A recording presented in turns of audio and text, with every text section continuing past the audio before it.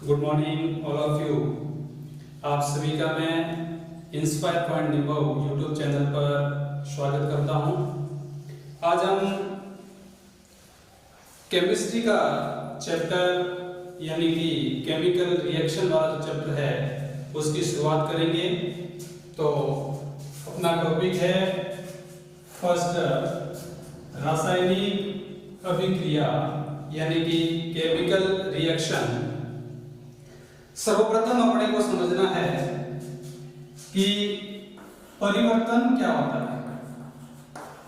जब अपन परिवर्तन की घटना समझ लेंगे तो अपने को अभिक्रिया से संबंधित या कौन कौन से प्रकार के परिवर्तन होते हैं उनके बारे में संपूर्ण जानकारी जो है वो मिल जाएगी।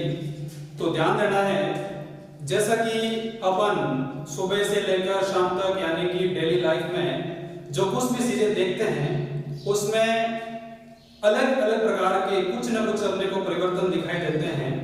जैसे कि मान लीजिए अपन दूध से दही बनता है, यह भी एक परिवर्तन होता है। या अपन माचिस की तिल्ली से किसी कागज को जलाते हैं तो यह भी एक प्रकार का परिवर्तन माना जाएगा।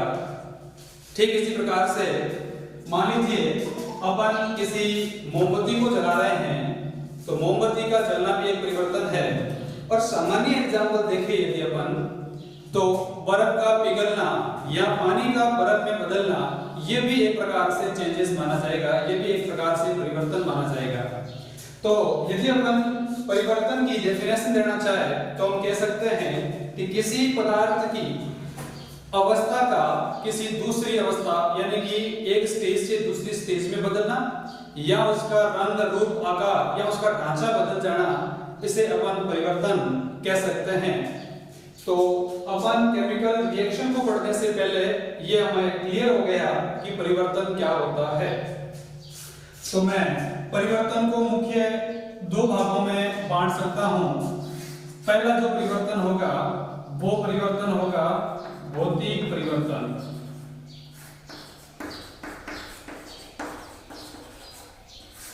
और दूसरा जो परिवर्तन है वो परिवर्तन है रासायनिक परिवर्तन।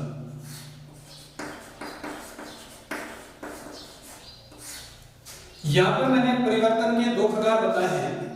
पहला जो है वो है भौतिक परिवर्तन और दूसरा जो प्रकार है वो है रासायनिक परिवर्तन। यहां अपन इनके नाम के आधार पर अच्छी तरीके से समझ सकते हैं कि भौतिक परिवर्तन क्या होता है और रासायनिक परिवर्तन क्या होता है। मैं आपको सबसे पहले बताना चाहूंगा कि भौतिक गुण क्या होते हैं और रासायनिक गुण क्या होते हैं। जब हमें यह समझ में आ जाएगा कि भौतिक गुण और रासायनिक गुण ये चीज होती है तो मुझे पूर्ण विश्वास है कि अपने को भौतिक परिवर्तन और रासायनिक परिवर्तन यानी कि फिजिकल चेंजेस और केमिकल चेंजेस भी समझ में आ जाएगा। मैं आपको एक उदाहरण देता हूं। ये अपने पास में चौक है। इस चौक को अपन यदि बाह्य रूप से यानी कि एक्सटर्नल रूप से देखें तो ये ठोस पोजीशन में है यानी कि सॉलिड फेज में है। और इसको देखिए तो इसका जो कलर है वो व्हाइट कलर है। तो मैं कह सकता हूं कि इसका जो रंग और इसका जो आकार है या इसकी जो फेज है उस फेज के आधार पर ये जो गुण होंगे यानी कि रंग रूप आकार, ये इसके गुण सारे भौतिक गुणों के अंदर गिने जाएंगे। और यदि मैं बात करूं कि इस चौक के अंदर कौन से एटम है, कौन सा एलिमेंट्स है, कौन सा मॉलिक्यूल है, कौन सा अणु या कौन सा परमाणु है, तो ये बात जो हो गई या इसके स्ट्रक्चर की बात करूं तो वो उसके रासायनिक गुण में गिने जाएंगे। यदि मैं बात करता हूं कि इस चौक की बनावट कैसी है, इस चौक को किस तरीके से बनाया गया है, इस चौक को कौन कौन सी केमिकल रिएक्शन के ड्यूरिंग बनाया गया है, तो वो हो सकता है वो एक रासायनिक गुण या रासायनिक परिवर्तन के अंदर गिना जाएगा। एक मैं सामान्य उदाहरण देता हूं। जल, जिसका रासायनिक सूत्र जो है वो H2O होता है। पानी हमेशा द्रव अवस्था में होता है,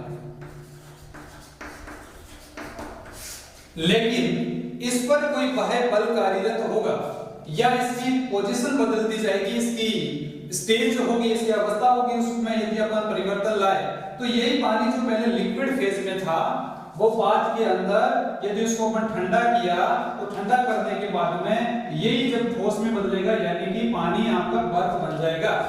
और यदि बर्फ को वापस फिर से अपन गर्म करेंगे तो ऐसी स्थिति के अंदर वो पानी बन जाएगा। तो पानी का यानी कि जल का एक बार ठोस पोजीशन में और ठोस से फिर वो द्रव में बदलता है और द्रव से यदि और भी गर्म करेंगे तो वो गैस बन जाता है। पोजीशन वही है। यदि अपन इसका रासायनिक सूत्र देखें तो यहाँ पर भी H2 होगा, यहाँ पर भी H2O होगा और यहाँ पर भी H2O होगा। यानी मेरे कहने का मतलब यह है कि इसका रासायनिक परिवर्तन या इसकी केमिकल जो स्ट्रक्चर है वो किसी भी दायरे में नहीं बदल रही है। केवल और केवल जो परिवर्तन हो रहा है वो परिवर्तन हो रहा है इनकी अवस्था में। यह ध्यान देना है, यहाँ जो पानी था वो ठोस पोजीशन में है, यानी पानी ठोस में कब होता है? जब पानी बर्फ होता है। और जब बर्फ को अपन ने क्या किया, कुछ उष्मा दी और उष्मा देने की वजह से पानी जो बर्फ अवस्था में था वो गर्म हुआ और गर्म होने के बाद में वो द्रव बन गया। और फिर अपन क्या करते हैं, और भी ज्यादा उसको टेम्परेचर देते हैं और भी ज्यादा उसको तापमान देते हैं तो वही पानी आपका गैस अवस्था में परिवर्तन हो जाएगा। तो यहाँ मित्रों बहुत अच्छी तरीके से अपने को देखना है कि पानी यहाँ पर भी H2O रासायनिक फॉर्मूला, यहाँ पर भी सेम, यहाँ पर भी सेम, लेकिन पानी ने अपनी अवस्था बदल दी। या ठोस में था, या द्रव में था, या गैस हो गया। सॉलिड, लिक्विड एंड गैस, तीनों पोजीशन में पानी रहता है। और हमने अच्छी तरीके से इस बात को पढ़ा हुआ है कि दुनिया की एकमात्र ये जीव पानी ऐसा है जो तीनों फेज में रहता है, यानी कि लिक्विड में भी रहता है, सॉलिड में भी रहता है और वो गैसी पोजीशन में भी रहता है। अब मैं अपने टॉपिक पर बात करूंगा। यहाँ पर पढ़ रहे थे भौतिक परिवर्तन। तो ये एक सिंपल सा एग्जांपल है, पानी के माध्यम से अपन भौतिक परिवर्तन को समझ सकते हैं। अब मैं बात करूंगा केमिकल चेंजेस, यानी कि रासायनिक परिवर्तन। तो अपने को देखना है, इसके नाम से स्पष्ट हो जाता है कि रासायनिक परिवर्तन क्या होता है। अभी मैंने बताया कि जो भौतिक परिवर्तन होते हैं उसके अंदर तो पदार्थ के भौतिक गुणों में परिवर्तन होता है, लेकिन रासायनिक गुणों में किसी प्रकार का परिवर्तन नहीं होता है। लेकिन यह जो सेकंड स्टेप में पढ़ रहे हैं केमिकल चेंजेस, यानी कि रासायनिक परिवर्तन, या भौतिक गुणों के साथ ही साथ इसके रासायनिक गुणों में भी परिवर्तन आएगा। तो ऐसा परिवर्तन जो होगा वो परिवर्तन आपका रासायनिक परिवर्तन गिना जाएगा। अपन सिंपल सा उदाहरण लेते हैं जो अपन डेली लाइफ में देखते हैं। मान लीजिए अपन शाम को सोते वक्त अपने हाथ पर मेहंदी लगाते हैं, तो हम सबको पता है कि मेहंदी का जो रंग होता है वो हरा रंग होता है। शाम को जैसे लगाकर अपन सो जाते हैं, सोने के बाद में जब अपन मॉर्निंग में उठते हैं और उसको साफ करते हैं तो वही अपनी मेहंदी का जो रंग होता है वो लाल हो जाता है। यहाँ पर क्या हुआ, यहाँ पर केमिकल चेंजेस हुआ, रासायनिक परिवर्तन हुआ कि मेहंदी का हरा रंग वो है वो लाल बन गया, यानी कि उसके रंग में, रूप में और उसकी सारी स्ट्रक्चर में भी जो था वो डिफरेंट आ गया, भिन्नता आ गई। इसका मतलब अपन कह सकते हैं कि वो अपना रासायनिक परिवर्तन है।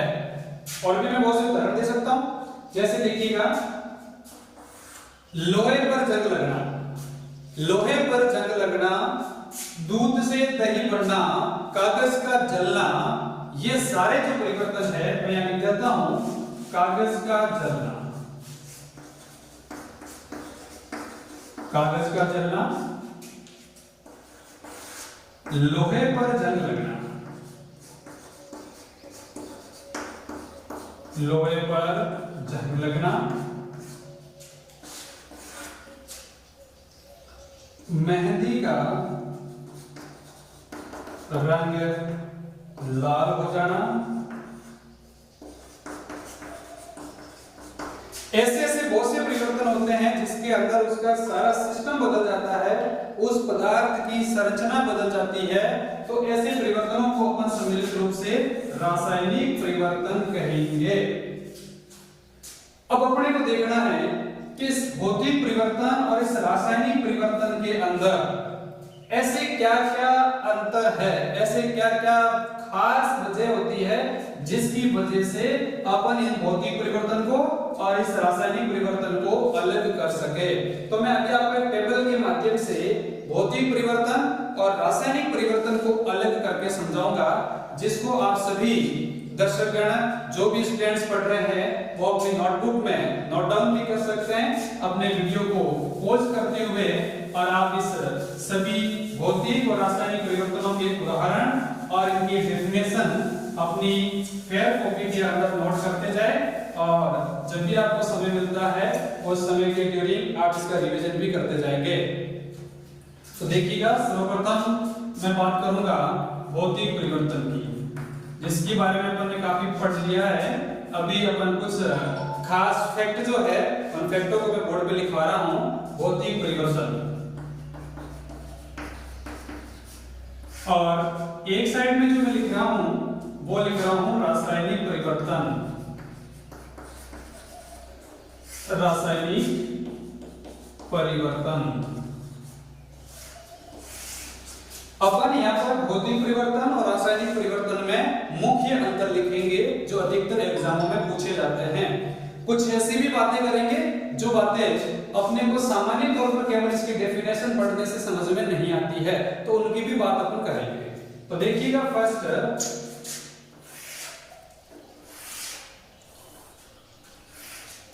यहाँ पर है पहला भौतिक परिवर्तन, और इसकी सीरीज फर्स्ट में मैं बात कर रहा हूं कि भौतिक परिवर्तन के अंदर कोई नया पदार्थ नहीं बनता है। पहला अंतर, कोई नया पदार्थ नहीं बनेगा, क्योंकि अभी हमने देखा है कि पानी जो था वो पानी पहला लिक्विड फेज में था, लिक्विड से फिर वो सॉलिड में बना, सॉलिड से यदि उसको बहुत ज्यादा गर्म करेंगे तो वो गैस बन जाता है। लेकिन यहाँ पर उसके कोई नया पदार्थ थोड़े बना है, वो जल जो था वो जल ही रहा है, भले ही उसकी पोजीशन बदली हो। तो कोई नया पदार्थ नहीं बनता है, ये इसमें पहला बिंदु है, कोई नया पदार्थ नहीं बनता है। लेकिन यदि अपन बात करें रासायनिक परिवर्तन के संदर्भ में, तो जरा ध्यान देना है कि यहाँ पर नया पदार्थ बनेगा, नया पदार्थ बनता है। ये तो यहाँ मुख्य अंतर हो गया पहले कि भौतिक परिवर्तन के अंदर किसी भी प्रकार का कोई नया पदार्थ नहीं बनता है, बल्कि रासायनिक परिवर्तन के अंदर नया पदार्थ बनेगा। दूसरी बात, ये जो होते हैं यानी कि भौतिक परिवर्तन, इनके अंदर इनका रंग रूप कहे, यहां इनकी अवस्था कहे, तो इनमें तो परिवर्तन हो सकता है। और मैं इन सभी को सामूहिक रूप से बोलूं तो इनका नाम होगा भौतिक गुण, यानी कि इस भौतिक परिवर्तन के अंदर भौतिक गुणों में ही परिवर्तन होता है, रासायनिक गुणों में किसी प्रकार का कोई परिवर्तन नहीं होगा। तो अपन कह सकते हैं संक्षिप्त वर्ण में भौतिक गुणों में परिवर्तन होगा, बल्कि रासायनिक गुणों में कोई परिवर्तन नहीं होगा। भौतिक गुणों में परिवर्तन होगा, भौतिक गुणों में परिवर्तन होगा, लेकिन यहाँ पर रासायनिक गुण नहीं बदलेंगे, रासायनिक गुण नहीं बदलेंगे। ये इनकी खास विशेषताएं होती है भौतिक परिवर्तनों की। लेकिन यदि यही बात अपन रासायनिक परिवर्तन के संदर्भ में करेंगे तो इनमें भौतिक गुण तो बदलेंगे ही, लेकिन साथ ही साथ इनके रासायनिक गुणों के अंदर भी परिवर्तन आ जाएगा। जैसे मैंने बात की थी कि अपन ने दूध से दही बनाया, तो उस दूध से दही बनने पर उनकी केमिकल स्ट्रक्चर तो बदली गई, साथ ही साथ उनके स्वाद, रंग, रूप के अंदर या उसकी जो अवस्थाएं थी वो अवस्था लिक्विड से थोड़ी प्लाज्मा यानी कि ठोस टाइप में बन गई। तो इसका मतलब उसकी अवस्था में परिवर्तन हुआ। या अपन कह सकते हैं कि भौतिक गुणों में तो परिवर्तन हुआ ही है, लेकिन साथ ही साथ उनके स्वाद में यानी कि टेस्ट में भी परिवर्तन हुआ। तो अपन लिख सकते हैं कि इसमें भौतिक व रासायनिक गुणों में परिवर्तन होगा, भौतिक व रासायनिक गुणों में परिवर्तन होगा। ये तो बात हो गई भौतिक परिवर्तन और रासायनिक परिवर्तन के अंदर कि उसमें क्या क्या बदलता है और क्या नया बनता है। मैंने पहला बिंदु लिखा था कि इसमें नए पदार्थ बनते हैं और इस भौतिक परिवर्तन में नहीं बनते हैं। अब मैं यदि तीसरे बिंदु की बात करूं तो भौतिक परिवर्तन जो होता है वो द्विदिशीय होता है, और द्विदिशीय का मतलब ये होता है कि जो दोनों दिशाओं में कार्यरत हो, यानी कि पानी का बर्फ बदलना और बर्फ से वापस पानी में बदलना। इसका मतलब ये क्या हो गया, ये परिवर्तन द्विदिशीय है, यानी कि इसको अपन दोनों डायरेक्शन के अंदर इधर भी और इधर भी दोनों दिशाओं में इसको ले जाया जा सकता है। लेकिन रासायनिक परिवर्तन में ऐसा बिल्कुल भी नहीं होगा, वो केवल और केवल एक दिशीय परिवर्तन होता है। तो यह बहुत ही इंपॉर्टेंट बात है कि आपका भौतिक परिवर्तन जिसको अपन कहते हैं कि ये द्विदिशीय होता है, और द्विदिशीय को अपन इस प्रकार के आधे एरो के रूप में अपन दर्शाते हैं, डबल एरो बनाएंगे। लेकिन यदि बात रासायनिक परिवर्तन की होगी तो रासायनिक परिवर्तन जो होता है वो एक दिशीय होता है, और एक दिशीय को सदैव इस प्रकार के एरो से दर्शाएंगे। तो ये बहुत इंपॉर्टेंट बात है। अपने को प्रश्न पूछा जा सकता है कि भौतिक परिवर्तन किस प्रकार का एक परिवर्तन है।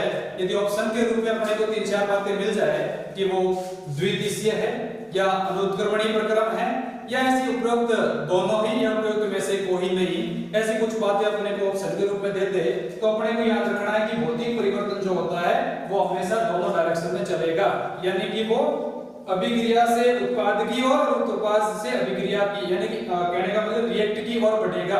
तो ये होती है द्विदिशीय अभिक्रिया या द्विदिशीय परिवर्तन। लेकिन रासायनिक जो परिवर्तन होता है वो केवल और केवल एक ही दिशा में परिवर्तन होगा। अब मैं इनके एग्जांपल की बात करूं या उदाहरण के बारे में पढ़ूं तो अपने को ध्यान देना है कि मान लीजिए पानी यानी कि जल का पानी का बर्फ में बदलना, ये क्या हो जाएगा, ये आपको भौतिक परिवर्तन हो जाएगा।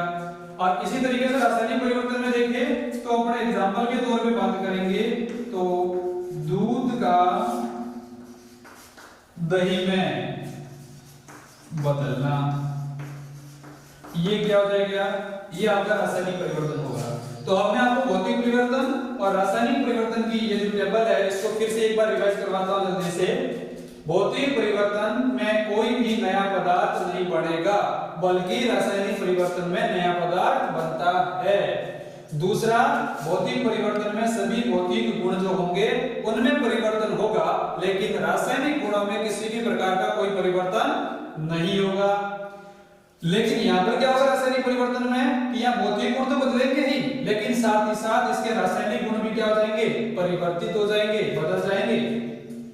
तीसरी बात मैंने बताई कि भौतिक परिवर्तन दोनों दिशाओं में चल सकता है, यानी कि एग्जाम्पल मैंने दिया आपको कि पानी का बर्फ में बदलना और बर्फ का वापस पानी बदलना, ये इसका मतलब ये हुआ कि ये दोनों दिशाओं में कार्यरत है। एग्जाम्पल मैंने दे दिया, बहुत से ऐसे एग्जाम्पल होते हैं पानी का बर्फ में बदलना या बर्फ का पानी में बदलना या पानी का गैसीय अवस्था में परिवर्तित होना, ये सभी के सभी भौतिक परिवर्तन गिने जाएंगे।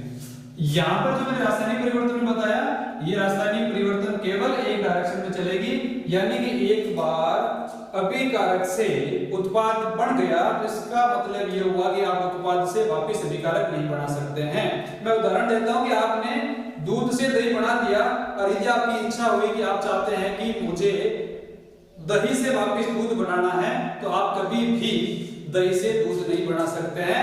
इसका मतलब ये हुआ कि ये एक ही दिशा में चलेगा।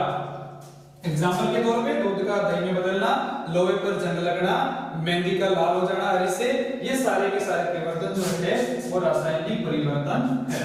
अब आप इसको नोट डाउन कर सकते हो और इन बातों को, ये कई बार बोर्ड के एग्जाम के अंदर भी और बहुत से इसके अंदर से कोई फैक्ट जो होते हैं वो हर किसी एग्जाम में पूछे जा सकते हैं। तो वीडियो को पॉज करके और आप इसको नोट डाउन अपनी कॉपी में करें और रेगुलर रूप से मेरा आपसे निवेदन रहेगा कि रेगुलर रूप से आप इन सारे जो टॉपिक्स पढ़ाए जाएंगे उन टॉपिक्स को आप हमेशा हमेशा के लिए रेगुलर नोट डाउन करें। और इससे आगे अपना जो टॉपिक रहेगा उसके बारे में अपन अभी ही पढ़ रहे हैं,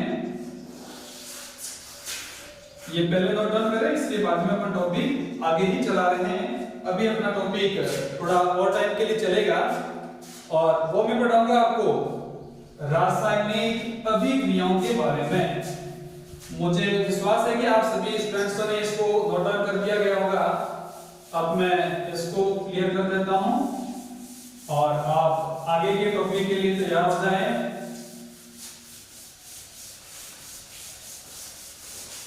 अभी अपना टॉपिक होगा वो है रासायनिक अभिक्रिया। जिन जिन सभी विद्यार्थियों को रासायनिक परिवर्तन समझ में आ गया होगा, मुझे पूरी इच्छा है कि वो सभी विद्यार्थी रासायनिक अभिक्रियाओं को भी पूरी तरीके से समझ जाएंगे। केवल अपना ध्यान अपनी स्क्रीन की ओर बनाए रखें, क्योंकि आपको पता है जब भी अपना कंसंट्रेशन ध्यान जो होता है वो मानसिक ध्यान यदि अपनी स्क्रीन से भटक जाएगा तो ये किसी भी सब्जेक्ट की टॉपिक क्यों ना हो, ध्यान भटकते ही अपन उस टॉपिक से भी भटक जाते हैं, यानी कि अपन उस टॉपिक से परे चले जाते हैं। तो मेरा आपसे निवेदन है कि आप इस टॉपिक के साथ में बने रहे। अभी अपना टॉपिक है रासायनिक अभिक्रिया। आज का अपना जो मुख्य हेडिंग भी थी वो भी रासायनिक अभिक्रिया ही थी और अपन अभी इसी टॉपिक पर डिस्कस कर रहे हैं। तो अपने टॉपिक को देखते ही पता चल रहा है कि रासायनिक अभिक्रिया, रासायनिक अभिक्रिया। अब रासायनिक अभिक्रिया नाम आते ही अपन पता कर रहे हैं कि इसके अंदर कोई ना कोई रासायनिक परिवर्तन तो जरूर होगा, और यदि जब रासायनिक परिवर्तन ही नहीं हो रहा है इसका मतलब सीधी सी बात है कि वहां रासायनिक अभिक्रिया भी तो नहीं हो सकती है। मैं एग्जांपल देता हूं या इसमें डेफिनेशन दे देता हूं। वे सारे परिवर्तन या वे सारे रासायनिक परिवर्तन जिसमें कोई भी नया पदार्थ बन रहा हो उसे अपन रासायनिक अभिक्रिया कह सकते हैं। जैसे मैंने उदाहरण दिया था अभी आपको, लोहे पर जंग लगना, या कोई भी लोहा है वो यदि आर्द्र वायुमंडल में बाहर पड़ा हुआ है और ऐसी स्थिति के अंदर यदि उस पर जंग लग रहा है जो वाष्प की उपस्थिति में, जल की उपस्थिति में लग रहा है, तो वो एक अभिक्रिया है। ठीक है ना। तो उसके बाद में यहाँ अपन इस अभिक्रिया को परिवर्तन भी कह सकते हैं, क्योंकि जहां अभिक्रिया हो रही है वहां परिवर्तन भी हो रहा है। अब इन रासायनिक अभिक्रियाओं का होना क्यों जरूरी है या ये क्यों होती है, और होती है तो इसमें क्या क्या घटनाएं घटित होती है, ये चीज हमारे लिए बहुत इंपॉर्टेंट होती है।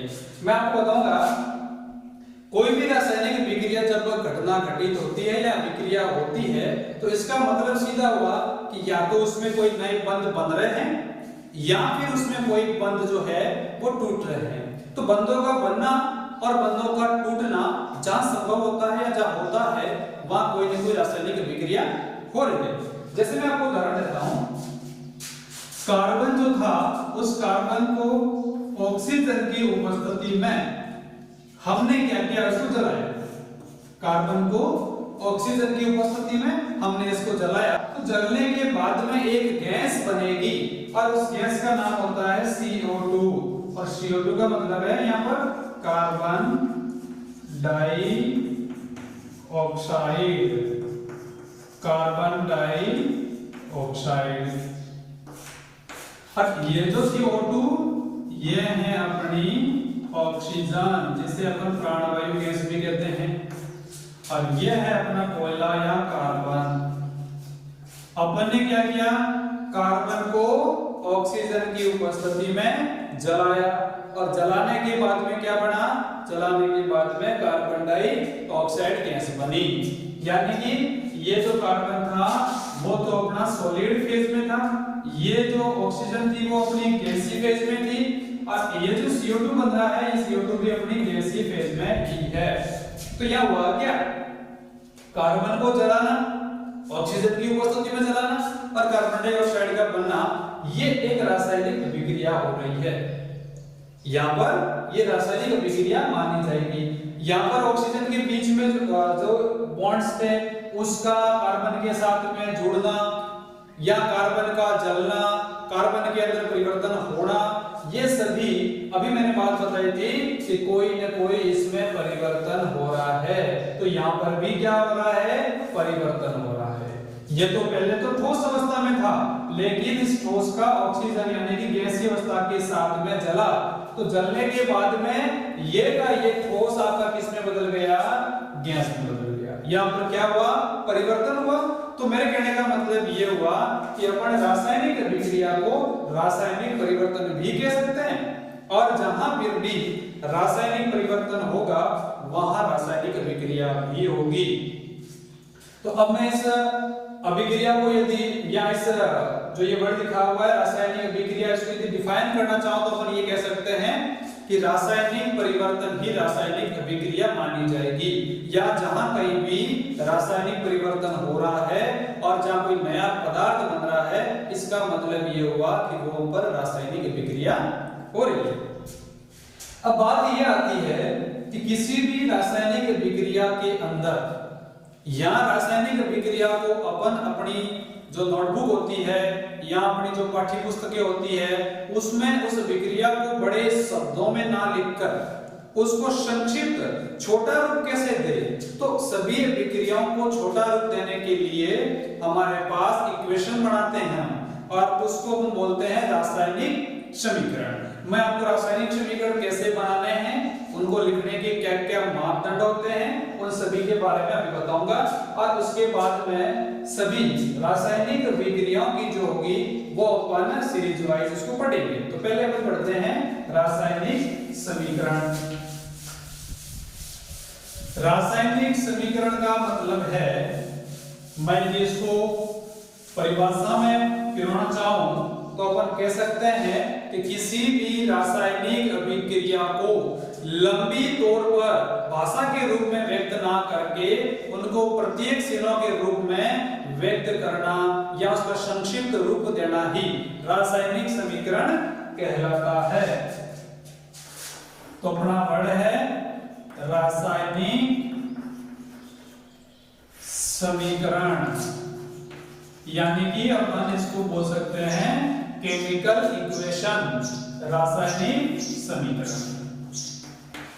मैंने क्या इसकी डेफिनेशन बताई कि किसी भी रासायनिक अभिक्रिया को उसको लंबी भाषा के रूप में व्यक्त ना करके उनके अंदर काम आने वाले अभिकारकों या उत्पादों को उनके प्रत्येक चिन्हों के रूप में व्यक्त करना, वो ही क्या कहलाता है, रासायनिक समीकरण। जैसे मैं उदाहरण बताता हूं, अभी हमने इससे पहले एक अभिक्रिया लिखी थी कि कार्बन की अभिक्रिया ऑक्सीजन के साथ में हो रही थी, कार्बन डाइऑक्साइड बन रही थी।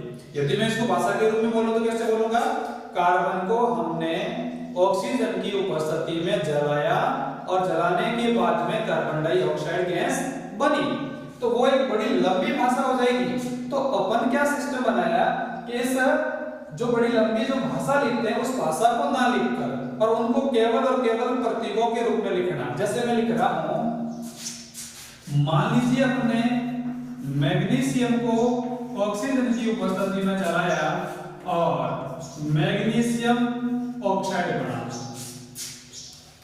या फिर कार्बन को ऑक्सीजन की उपस्थिति में जलाया और यहां पर क्या बन गया, CO2 कार्बन डाइऑक्साइड। अपन इसको क्या लिखेंगे, यदि भाषा के रूप में लिखे तो बोलेंगे कि कार्बन को ऑक्सीजन की उपस्थिति में जलाने पर कार्बन डाइऑक्साइड नामक गैस बनती है, बल्कि अपने को भाषा लिखनी नहीं है। तो अपन ने क्या किया, जो भी इसमें काम में आने वाले अभिकारक थे या जो उत्पाद थे उन अभिकारकों को और उत्पादों को हमने प्रतीकों के रूप में लिखा। तो ये जो अपना एक इक्वेशन बना है इसको अपन बोलते हैं रासायनिक समीकरण, जैसे कि यह है और ये है। अब अपनी बात यहां पर आ जाती है कि इन रासायनिक जो आपने समीकरण लिखे हैं, इन रासायनिक समीकरणों को लिखने के कुछ मापदंड तो होते होंगे। हाँ बिल्कुल होते हैं। इन रासायनिक समीकरणों को लिखने के लिए मैं इसके पहले कुछ इसकी विशेषताएं बता देता हूं। जैसे कि यहां पर एक तीर बना हुआ है, एरो बना हुआ है। ये एरो क्या दर्शाता है, मैंने अभी आपको भौतिक परिवर्तन और रासायनिक परिवर्तन जो बताया था उस वक्त कहा था कि ये एक ही दिशा में परिवर्तन को दर्शाता है, ये भी एक ही दिशा में परिवर्तन को दर्शाता है। तो यहां हुआ क्या, मैग्नीशियम और ऑक्सीजन के बीच में विक्रिया हुई और वो मैग्नीशियम ऑक्साइड बन रहा है। जैसे कार्बन और ऑक्सीजन के बीच में विक्रिया हो रही है और कार्बन डाइऑक्साइड बन रही है, लेकिन आप कभी भी कार्बन डाइऑक्साइड से कार्बन को या ऑक्सीजन को पृथक नहीं कर सकते हैं। इसका मतलब आपकी यह विक्रिया क्या है? अनुत्क्रमणीय विक्रिया है, यानी कि एक ही दिशा में चलने वाली विक्रिया है। अब ध्यान देना यह है, मैं कुछ ही वर्डों को आपके सामने परिभाषित करूंगा। पहला शब्द है अभिकारक, दूसरा शब्द है उत्पाद प्रोडक्ट, और यह है रिएक्ट। तो मैं अभिकारकों की परिभाषा देना चाहूंगा कि वे पदार्थ जो किसी अभिक्रिया में हिस्सा लेते हैं या अभिक्रिया की शुरुआत करवाने में भाग लेते हैं, तो वे पदार्थ अभिकारक गिने जाते हैं। और वे पदार्थ जो किसी अभिक्रिया के ड्यूरिंग बनते हैं, जैसे कार्बन ऑक्सीजन से विक्रिया करके कार्बन डाइऑक्साइड बनी, इसका मतलब विक्रिया के दौरान बनने वाले पदार्थ कार्बन डाइऑक्साइड या ये जो उत्पाद बन रहे हैं इनको अपन उत्पाद कहेंगे, यानी कि प्रोडक्ट बन रहे हैं अभिक्रिया के दौरान। तो इसके अंदर यहाँ जो ये मैग्नीशियम और ऑक्सीजन है इसको अपन अभिकारक कहते हैं, और ये जो आपका बन रहा है इसको अपन बोलेंगे उत्पाद। इसी तरीके से यहाँ पर कार्बन और ऑक्सीजन अभिकारक होंगे और CO2 जो होगा वो CO2 आपका उत्पाद हो जाएगा। हमें इस बात का ध्यान रखना है कि ये एरो कभी इसी डायरेक्शन में नहीं होना चाहिए, अगर इस डायरेक्शन में हो रहा है तो विक्रिया इस ओर बढ़ रही है, और ऐसा कभी संभव है नहीं। ये विक्रिया तो सदैव यूं ही चल रही है, क्योंकि कार्बन डाइऑक्साइड से भी ऑक्सीजन और कार्बन पृथक नहीं किए जा सकते हैं, ये विक्रिया इस डायरेक्शन में बढ़ रही है। अब अपने को इन दोनों ही इक्वेशन को देखने पर एक बात नजर आती है, और वो बात यह है मैग्नीशियम ऑक्सीजन मैग्नीशियम ऑक्साइड। यहां अपने को देखना है कि ऑक्सीजन के यहाँ दो परमाणु है, बल्कि यहाँ उत्पाद के रूप में तो केवल और केवल एक ही ऑक्सीजन का परमाणु है। तो क्या अपन इन समीकरण को संतुलित कह सकते हैं? बैलेंस्ड इक्वेशन नहीं कह सकते हैं, ये समीकरण आपका संतुलित नहीं है। तो इसी टॉपिक से अपन एक नया टॉपिक को बनाएंगे, और वो टॉपिक है रासायनिक समीकरणों को या केमिकल इक्वेशन को बैलेंस्ड करना। देखिए मैं एक संक्षिप्त उदाहरण बता रहा हूं। यहाँ मैग्नीशियम का एक परमाणु है और यहाँ पर भी मैग्नीशियम का एक परमाणु है, लेकिन यहाँ ऑक्सीजन के दो परमाणु है और यहाँ तो उत्पाद के रूप में ऑक्सीजन का केवल एक ही परमाणु है। तो ऐसी स्थिति में हम क्या करेंगे, यहाँ पर दो लिख दिए, और दो लिखने का मतलब ये हुआ कि मैग्नीशियम के भी दो परमाणु हो गए और ऑक्सीजन के भी दो परमाणु हो गए। अब अपने को देखना है कि इस केमिकल इक्वेशन के अंदर दोनों पदड़े हैं, एक तो अभिकारक का हो गया और एक उत्पाद का हो गया। अभिकारक और उत्पाद दोनों में अपने को वन एटम जो आपका ये परमाणु है, परमाणु को जरा देखिएगा ध्यान से, यहाँ मैग्नीशियम का एक है बल्कि यहाँ पर दो है। ऐसी स्थिति में क्या करना है अपने को, इन दोनों पदों को या दोनों पार्ट्स LSS और RSS लेफ्ट हैंड साइड और राइट हैंड साइड को बैलेंस्ड करना है। तो अपन करेंगे, यहाँ मैग्नीशियम के दो परमाणु थे, हमने भी यहाँ क्या कर दिया, दो लिख दिए। अब मैग्नीशियम के यहाँ दो हो गए और यहाँ पर भी मैग्नीशियम के दो हो गए, ऑक्सीजन के भी दो हो गए और ऑक्सीजन के दो हो गए। अब हमारा समीकरण संतुलित हो चुका है, और अब अपन इसको क्या बोलेंगे, ये समीकरण हमारा संतुलित समीकरण है। ये समीकरण संतुलित समीकरण है। तो अपन इसको पहले क्या बोल सकते थे, जब अपन ने इस बातों को लिखा ही नहीं था, ये मैग्नीशियम के परमाणु थे ही नहीं, तो ऐसी स्थिति में अपन इसको संतुलित समीकरण नहीं बोलेंगे, उसको बोलेंगे कंकाली समीकरण। इससे पहले जब अपने इसे संतुलित कर दिया, लेकिन जब ये संतुलित नहीं था तो उसको अपन बोलते थे कंकाली समीकरण। कंकाली समीकरण। अब बात तो यहां पर आ गई, किस तरह आपने इसको संतुलित किया, तो संतुलित करने की जो मेथड होती है, जो विधि होती है, उस विधि का नाम क्या है? अक्सर कई बार एग्जाम में पूछा जाता है किसी भी रासायनिक समीकरण को संतुलित करने की कौन सी विधि है, तो अपन कह सकते हैं उसको सामान्य बोले तो अनुमान विधि, अनुमान विधि। और वैसे कई बार आपके लिखा हुआ मिलेगा आपको, वो होगा हीट एंड ट्रायल मेथड, ये कई बार लिखा हुआ अपने को मिल सकता है, हीट एंड ट्रायल मेथड। तो कभी ऑप्शन में कोई प्रश्न देख ले या कभी सामान्य 10th के 9th के या कोई भी जो स्कूली बच्चे हैं उनके लिए यदि आ जाए कि प्रश्न आ गया कि रासायनिक समीकरण को संतुलित करने की कौन सी विधि होती है, तो बहुत बार लिखा हुआ मिलेगा हीट एंड ट्रायल मेथड या उसको लिखा हुआ मिलेगा अनुमान विधि। और अभी मैंने क्या बताया, किसी रासायनिक समीकरण संतुलित नहीं होता है तो उसको अपन कंकाली समीकरण कहेंगे, और जब उसको समीकरण को संतुलित कर लेते हैं तो उसको अपन बोलेंगे बैलेंस्ड इक्वेशन या फिर संतुलित समीकरण। तो ये तो बात हो गई रासायनिक समीकरण की, और रासायनिक समीकरण को कैसे लिखना है इसके बाद में मैं कुछ एक टॉपिक आपको बताऊंगा, वो है रासायनिक समीकरण को लिखने के चरण कि कैसे उसे लिखा जाए।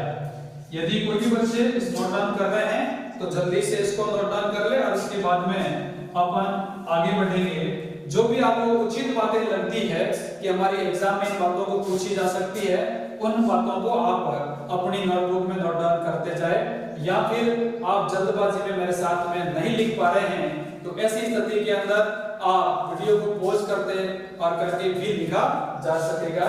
अब फाइनली 3 चरण बताऊंगा, उसके बाद में आज की कक्षा को अपन समाप्त करेंगे।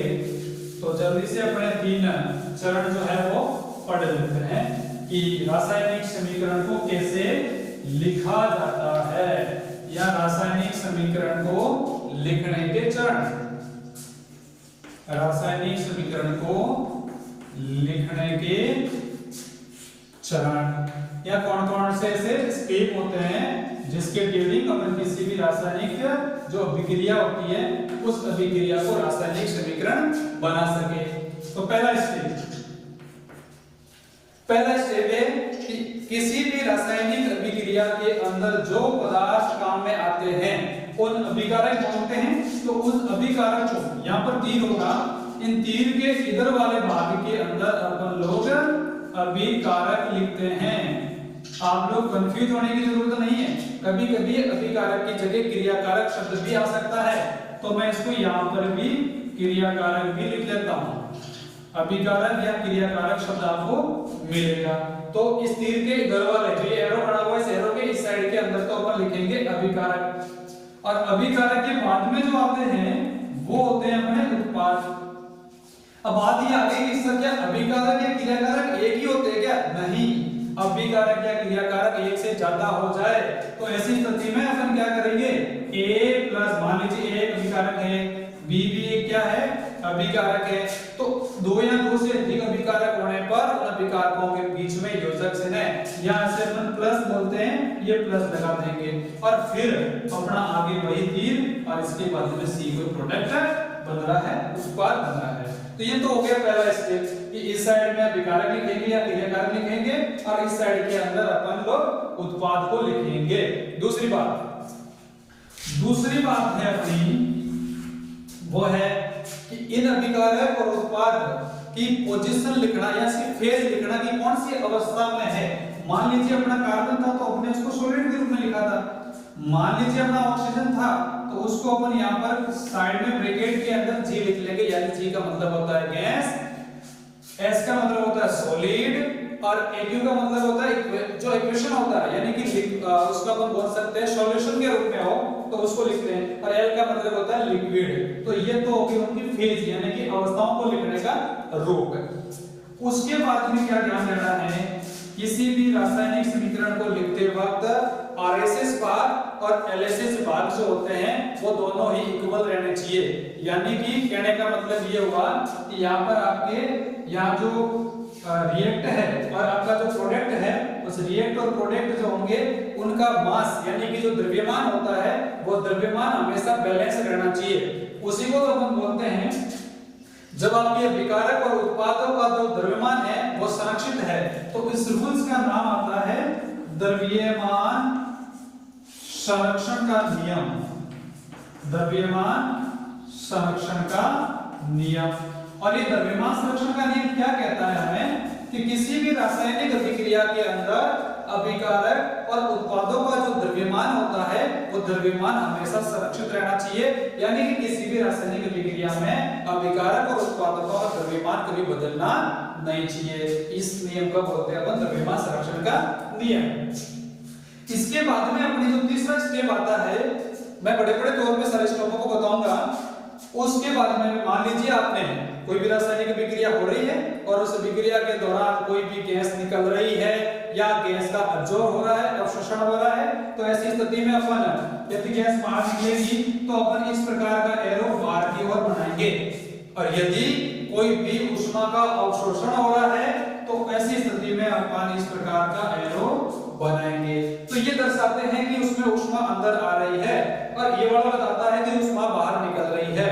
आगे में जब आपको नेक्स्ट आपको पार्ट सेकंड के अंदर में जब आपको टाइप्स ऑफ रिएक्शन बताऊंगा उस वक्त आपको समझ में आ जाएगा कि ये जो एरो होते हैं वो कहां पर काम में आते हैं। तो ये ऊष्मा को ग्रहण करने को बता रहा है और ये ऊष्मा बाहर निकलने की ओर बता रहा है। अब आपका फाइनल स्टेप है, वो स्टेप है कि या ऊष्मा को अपन डेल्टा के रूप में दर्शाएंगे।